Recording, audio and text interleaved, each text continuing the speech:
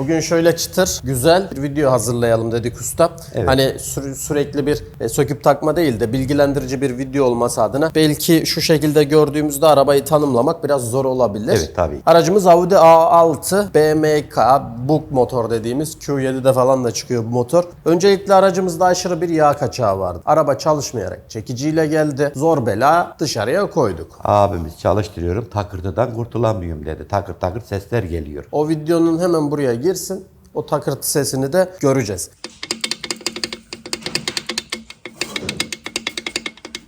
Bu kol gidik.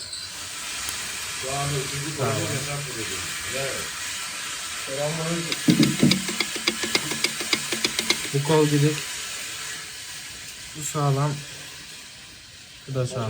Şimdi egzoz gördüğümüz gibi biraz yakınlaş böyle. Egzozun içerisi inanılmaz bir şekilde yağ dolu. Araç çalıştığı zaman bayağı bir duman atıyor. Onu çekmiştik zaten. Audi A6. Burası birazdan duman altı olacak. Görünüyor mu kamerada? Fren çekim al biraz sana zahmet. Gerçekten sırlar dünyası gibi kameraya yansıyor mu bilmiyorum. Arabayı hemen kapatacağız. Ve yüksek sesler var.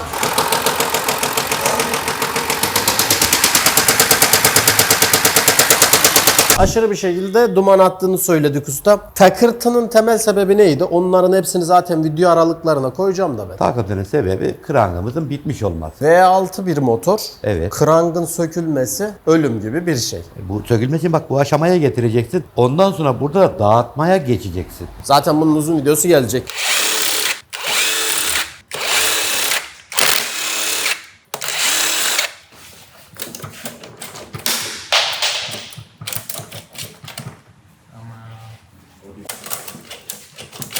Çek onu. Hop.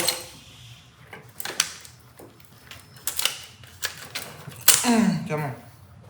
Evet, gördüğünüz gibi küçücük bir motor bloğu kaldı.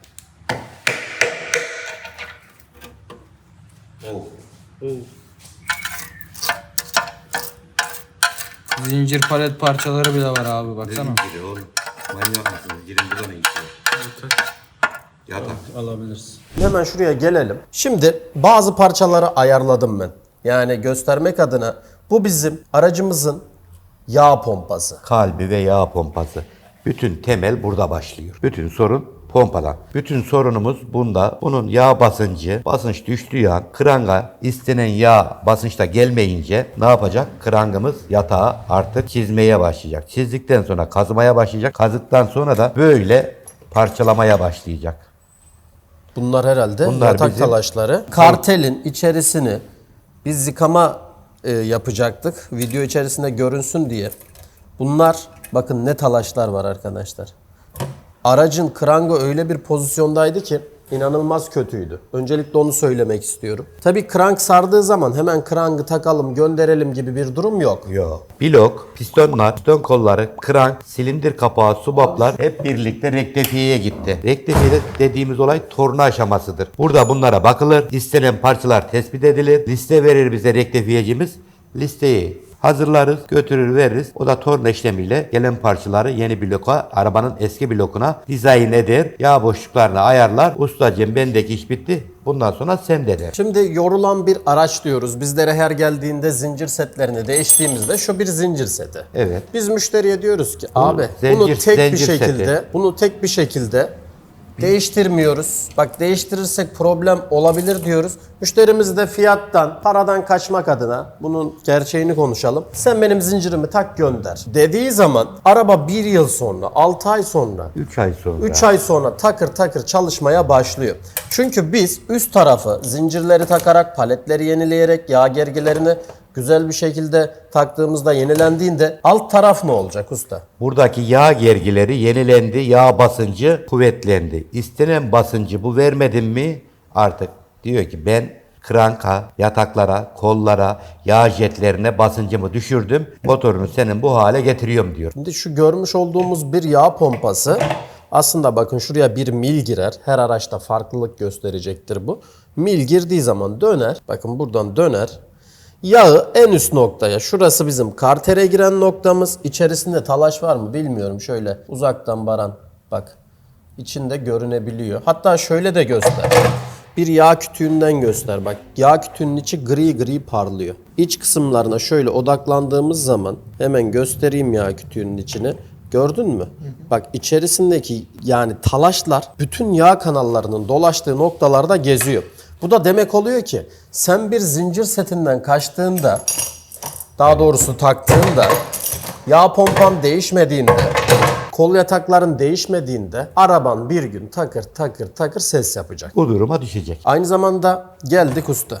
Bu çöp bu arada. Tabii ki o çöp. Bu çöp. Yağ soğutucunun içi komple talaş. Talaş dolu. Araçta 2 adet karter var. 2 adet karter nedir? Bu ana gövde karteri. Blok gibi görünen. Bakın buradaki talaşları görüyorsunuz. Elimi çok batırmak istemiyorum. Tüm hepsinin tamamen temizliğinin yapılması şart. Yıkanması şart. İçerisinde bak. Görüyor musun? Bak bak bak. Bak talaşlara bak. Gördün mü? Sen bunu topla. Direkt bir tane krank tak. Takmayla bu iş bitmiyor. Bu motor blokunun komple yağ kanalları havayla, benzinle pırıl pırıl temizlenecek. Orada kalan ufak bir talaş pompayla yatağa tekrar geldiğinde, yatağımızı çizdiğinde aynı bu duruma gelebilir. Şu küçücük bir talaş daha Evet, değil mi usta? tabii Yani ki. örnek veriyorum. Şu bile Aynen. Pompadan temizlenmedi diyelim. Pompadan geçecek, yatakların arasına girecek. Yatakları kazımaya başlayacak. Zımpara tozu gibi düşün onu. Evet zaten elime bayağı bir kötü geliyor. Peki aracımızı ilk söktüğümüzde intercooler hortumundan aşırı bir yağ da Yağ gelmişti. Zaten bu yağlar da yandıkça egzozdan duman olarak gidiyordu usta. Evet, çekmiştik orası. Yani oraları göstereceğim. Duman olarak aşırı çıkıyordu ve zehirleyici bir dumandı. Biz de ne yaptık? Turbo kontrolümüz olacak. Zaten gel böyle Baran çek, yakın çek. Bak bu kısmın yağlı olduğunu, bak buranın vıcık vıcık yağ olduğunu şuradan anlayacaksın. Buranın nasıl kuru olduğundan göreceksin. Bak bunda hiçbir şey yok görüyor musun? Ama bunun içerisi vıcık vıcık yağ. Bu da aslında bize diyor ki turbonda bir problem olabilir. Turbo var zaten. Turboyu ondan getirttim usta. Gövdeyi çek Baran. Turbonun içi bak iç kısmı dağılmış. Aşırı bir boşluk var. Yani olması gerekenden aşırı fazla bir boşluk olduğunu söyleyelim. Bak kamerada yansıyor mu? Yansıyor. Gayet güzel görünüyor usta. Şimdi bu turbo buradan mantık şu. Bu dönerek doğru muyum usta? Evet. Aslında ekstra bir hava basıncı üretiyor. Şimdi bu şöyle söyleyelim. Araçlarda yağ yakma oluyor yani. Eğer bunun geri dönüşü nerede usta? Şura. Bu turbo sağlam. Yağ yakmadan da kısa bahsedeyim. Bu turbo sağlam. Eğer yağ girişi, daha doğrusu yağ geri dönüşü şöyle tıkadığım zaman, yani tıkalıysa düşünün o şekilde araca takalı ama şurada bir şey var. Bu yağı geri vererek piston üstüne gönderecek, yağ yanacak. Bu da ne oluyor? Aslında yağ yakıyor diyoruz ya. Yağ yakmaya tekrar sebep oluyor. Motorumuz yağ yakmıyor. Turbomuz yağ yakmaya etken oluyor. Yani her yağ eksiltme piston sekman motor değildir. İlk önce turbonu kontrol ettir. Kaçaklarını kontrol ettir. Bunlarda bir problemin yoksa ondan sonra piston sekmana devam et. Evet, piston sekmana direkt girmiyoruz. Ben burada dedim ya, bura kapalıysa. Yani araba bunalıyor. Motor içerisinde yağın çalıştığı noktada bir bunalma var. Sıkışma var. Ya burada değil de PCV valfi dediğimiz valfler var ya, hani kübülatör kapağının üstünde de valfler oluyor, yırtılıyor falan. Bunlardan dolayı da yağ yakmalar olabilir. Evet. Yağ yakma konumuzu değil. Aslında bu çok büyük bir konu arkadaşlar. Yani anlatmak istediğimiz bizim araçlarınıza değer veriyorsanız eğer, hani bilgilendirici bir video olsun diye binlerce TL masrafa yol açabilecek bir arıza. Peki şuna da aydınlatmanı istiyorum ustam. Buyur. Bazen geliyor müşterimiz. Ustam çıkma motor alsak daha sağlıklı olur mu yoksa bunu mu yaptıralım? Bu artık bir dolaşmaya başladı. Hiç mantıklı bir soru değil. Öncelikle onu söyleyeyim ben. Şimdi bu çıkma motor bak. Bu arabadan çıktı kenarda dursaydı çıkma motor diye başkasına verdik. Takacak, takır takır ses gelecek, bir daha sökecek. Çıkma adı üstünde çıkma. Ama bunu rektifiye edip takarsan takır takır değil de fısır fısır çalışacak. Şimdi şöyle uzun süre yatan araçlarda, motorlarda özellikle yurt dışından geliyor veya arabadan sökülüyor. Artık eskisi gibi arabadan sökme yok da. Yurt dışından gelen motorlar uzun süre yatıyor. Yattığı zaman sekmanlar yapışıyor usta. Yapışır. Subap lastikleri kauçuk gibi böyle lastik gibi oluyor. Kırılma noktasına geliyor. Takıyor usta diyor. Taktık çıkma motoru. Arkadan kol gibi duman atıyor. O motoru sök tekrar ver. Getir bir daha onu tak onu dene. Yani burada hep Takma, deneme, yanılma usulüne gidiyorsun. Deneme yanılma da usta, bir V6 motoru yerinden çıkarmak, sökmek bu kadar zahmetli bir iş olduğunu biliyorsun. Yani bu müşteriye kalmış bir şey. Ben çıkma motorun sağlıklı olduğuna inanmıyorum. Ben zaten çıkma İnanmak motor da istemiyorum ve tavsiye de etmiyorum. Takmadım bugüne kadar, takmıyorum. Belki bugün yani bu videonun altında bilmiyorum yorumlar gelsin. Çıkma motor mu daha mantıklı yoksa yapılması mı daha mantıklı? Yorumları alalım ama usta hani çıkma motor. Adı üstünde. Bunun aldığımız zaman pistonu yenileniyor. Kolları yenilenmiş oluyor. Yağ karterimiz, yağ soğutucumuz, turbomuz yapılıyor. Enjektörlerimize yine baktıracağız. Egzozun içi yağ dolu. İnterkollerin Partikül içi. yıkanacak. Interkollerin içi temizlenecek. Hani 1.0 motorla çıkma motoru kıyaslamak bana göre çok yanlış. Nereden baksan aynı paraya geliyor. Krangını değişiyorsun, pistonlu sekmanını değişiyorsun. Yataklar değişiyor, ana kol yataklar, yağ pompası, subap lastikleri. Geriye ne kaldı? Dış gövde. Dış gövde zaten sende var. Niye çıkma alıyorsun ki? Dış gövde. Dış gövde sende de var. Şimdi şöyle bir durum var. Bunların temizliği önemli dedik. Temizliğini kesinlikle yapmamız gerekiyor. Gel yani aşırı gel Baran çek çünkü normal bir yatak talaşı değil bunlar bak. Hani ben bunlar yıkanmadı. Yıkanmadığı için size göstermek istedim. Bakın arkadaşlar. Bunlar yatak hep. Görünüyor mu? Yani gereksiz masraf parıl parıl parlıyor. Peki bu tespiti nasıl yapmamız gerekiyor dersek aracımızda bir takırtı sesi var. Ustam illaki krank mı bu? Bunu nasıl tespit Yağ filtresini edebiliriz? sökersem sana söyler ne olduğunu. Evet biz de ilk yaptığımız işlemlerden biri yağ filtresini söküp içerisinde filtrenin içerisinde bir talaş var mı yok mu bakmaktı. Zaten yağ filtresi de direkt olarak kütüğün içinde, biraz önce kütüğü göstermiştim. Yağ Kütüğün pompasından- içerisinde talaşların olduğunu söylemiştim. Yağ pompasından direkt yağ ilk oraya basıyor. Filtreden geçince talaşlar filtrede kalıyor. Söktüğümüzde de bunun yataklar gitmiş. Filtre talaş dolu diyoruz. Revizyona karar veriliyor. Birçok parçanın yapılacağını söyledim. Yüksek maliyetlerin oluşacağını söyledim. Yurt dışındaki araçlarla Türkiye'deki araçlar kıyaslanabiliyor, yorumlarda görüyoruz.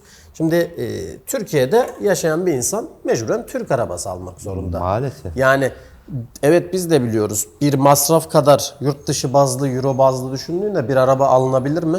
Alınabilir. Ama yani burada adam şunu yaptırmasın mı? Veya çöpe mi atsın arabasını? Burada İşte yaptırmak zorunda. burada yaptırmak zorunda. Elindeki malın kıymetini bilmek zorunda. Bazen bize biliyorsunuz ki yurt dışından gelen insanlar da oluyor, müşterilerimiz Ben de oluyor. onlara da diyorum bu kadar masraf bu arabayı kurtarır mı? Yani orada araba ucuz olduğu için burada bu arabaya minimum şu gider. Maksimum bu gider. Adam diyor ki arabanın yenisi o para zaten. Yaptırma, değiştir, git at çöpe diyorum o zaman. Evet, çöpe Onların atılması- meşhur lafı var, çöp. Çöpten alırız, çöp atarız. Ya çöpe atılıyor. Artık gerisi başkasına satılıyor, alınıyor. Burası Ha, çok çöpe önemli atılıyor, değil. çöpten Biz de- burada ülkemize göre konuş. Hani bizi yurt dışı ilgilendirmiyor. Polonya'sıymış, Almanya'sıymış. Ya bunlar bizi ilgilendirmiyor. Ya orada Türkiye'de seçenek yaşayan fazla. insanların orada arabanın değeri yok. Seçenek fazla İnsanın dediğim değeri o. var usta. Seçeneğini geç. Orada bir Orada adam reklamiyeci yok. gideyim de bir Audi Q7'ye bineyim derdinde değil. Bir Alman vatandaşı. Hani Türk gurbetçilerden bahsetmiyorum.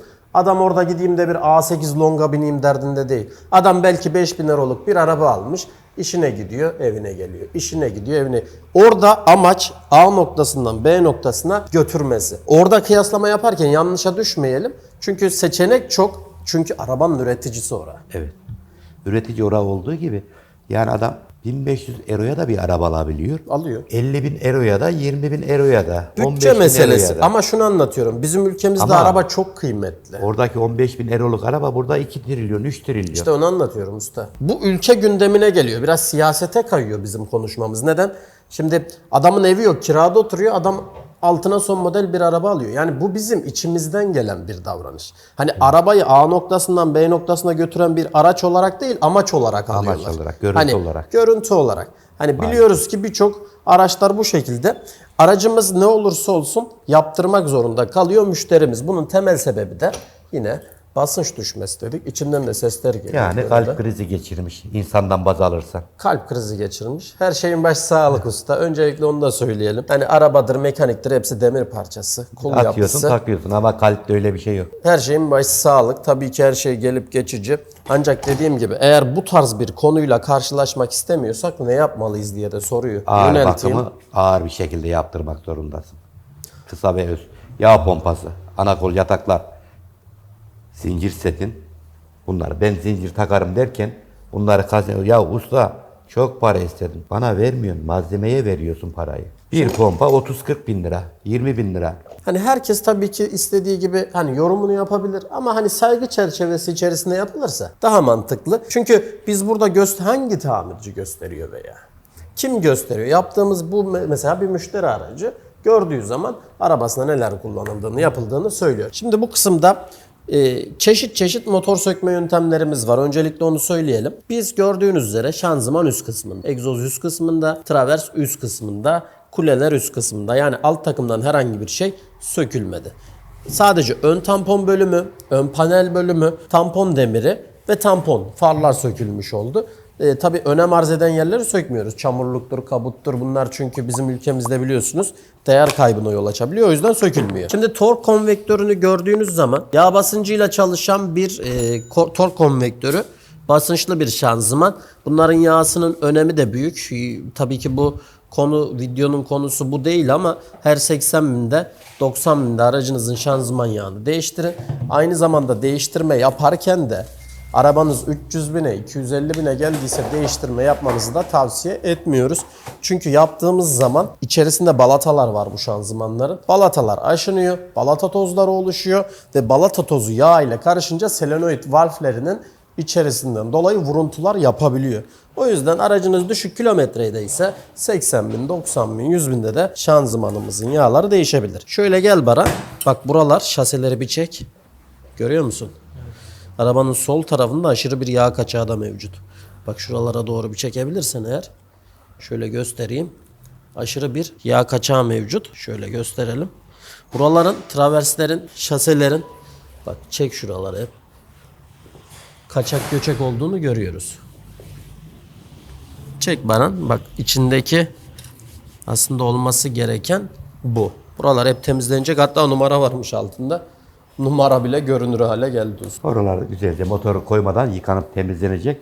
Sonra oralara ne su girer ne el girer ve temizlik yapabilirsin. Şu anda boşken oralar tertemiz yıkandı mı her şey meydana çıkar. Elma gibi ışıl ışıl olur. Şu videoda buna da kısaca değinelim. Bu görmüş olduğumuz bir yağ gergisi. Eksantrik zincirimizin yağ Zincir gergisi. seti. Zincir setimiz neden ses yapar genellikle? Onu da bahsedelim. Zincir zamanla zincirimiz uzuyor. Uzadım mı yalpalı çalışıyor, bol çalışıyor. Bol çalışırken de burayı böyle yiyor. Böyle izi çıkarıyor, burayı aşındırıyor. Daha da zincirimizin boyunun uzadığını görüyoruz. Hem zincirin boyu uzuyor hem paletlerde aşıntılar oluyor. Zaten ustamız gösterdi. Görüyoruz. Hem de eskisi gibi yağ gergisi doldurmuyor. Doldurmadığı zaman da. Yağ basıncı düştüğünde. Peki usta görüyoruz sadece zincir değiştim, sadece palet değiştim. Yanlış. Tüm setin değişmesinde fayda vardır. Set yani vardır. palet, gergi, zincir Dişli. bunların hepsi dişli. Değişmesinde yarar vardır. Çünkü şunlara dair değişeceğiz biz. Tabii ki onlar aşınıyor abi. Zincirin Zincirimizin bastığı üstünde noktalar. çalışıyor. Sonra usta egzantrik sensör hatası verdi. Şu verdi. Gibi sorular olabilir. Bir sonraki videomuzun konusu şey olsun. Sürekli arıyorlar ya. Zamanlamayı kurduk. İşte eksantrik sensör, konum sensör hatası geliyor. Bunun da uzun videosunu kısa bir böyle paylaşacağız. Takipte kalmaya devam edelim. Bu aracın uzun videosu da gelecek bu arada. Tamam gelsin tabii. Niye? Yemek Geldiği veriyor. zaman da görelim. Araya zaten serpiştireceğim. Orayı izlemiş olacaksınız. Dumandır, sestir, krangın hareketidir. Yorumlara bekliyoruz. Kanala abone olmayı, bizleri desteklemeyi, like atmayı unutmuyoruz. Teşekkür ederiz.